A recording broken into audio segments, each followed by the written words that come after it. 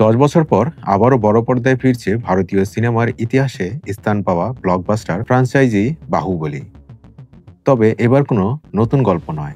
পরিচালক এস রাজমৌলি আনছেন বাহুবলীর একত্রিত ও উন্নত সংস্করণ, যা ভক্তদের জন্য হবে এক বিশেষ উপহার। প্রযোজক সবু ইয়ারালাগাড্ডা জানিয়েছেন, সিরিজটি ১০ বছর পূর্তি উপলক্ষে তৈরি হচ্ছে এই বিশেষ সংস্করণ। এতে একসঙ্গে দেখা যাবে বাহুবলী দ্য বিগিনিং ২০১৫ এবং বাহুবলী দ্য কনক্লুশন ২০১৭ একটানা ধারাবাহিকভাবে। প্রায় ৩ ঘন্টা ৪৫ মিনিট দৈর্ঘ্যের এই সংস্করণের বিরতির আগে থাকবে প্রথম পর্ব, পরের অংশে দ্বিতীয় পর্বের কাহিনী। প্রযোজক বলেন, ২ পর্বকে একত্রিত করলেও গল্পের গতি ও আবেগের প্রবাহ আগের মতোই থাকবে। দর্শকের অভিজ্ঞতা হবে আরও সমৃদ্ধ। আরও চমক আছে, নতুন সংস্করণে যোগ করা হয়েছে কিছু অদেখা দৃশ্য, যা আগের সিনেমাগুলো থেকে বাদ পড়েছিল। রাজামৌলি তখন প্রায় ১১ ঘন্টার ফুটেজ ধারণ করেছিলেন, যার অনেকটাই এডিটিং টেবিলে কেটে ফেলা হয়। এবার সেই অংশেরই কিছু দৃশ্য যোগ হচ্ছে নতুন সংস্করণে।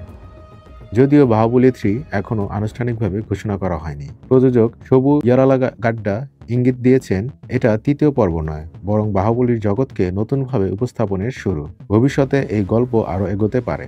২০১৫ সালে মুক্তিপ্রাপ্ত প্রথম পর্ব ভারতের জাতীয় চলচ্চিত্র পুরস্কার জেতে, আর ২০১৭ সালে মুক্তি পাওয়া সিকুয়েল বিশ্বজুড়ে ১৮০০ কোটি রুপি আয় করে ইতিহাস গড়ে।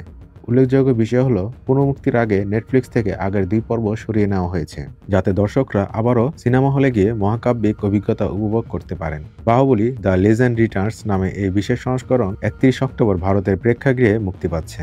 ভক্তদের প্রত্যাশা, রাজামৌলির এই সংস্করণ আবারও ফিরিয়ে নিয়ে যাবে সেই জাদুকরী মহাকাব্যের জগতে, যেখানে এক প্রশ্ন আজও অমর: কাটাপ্পা বাহুবলীকে কেন মারল।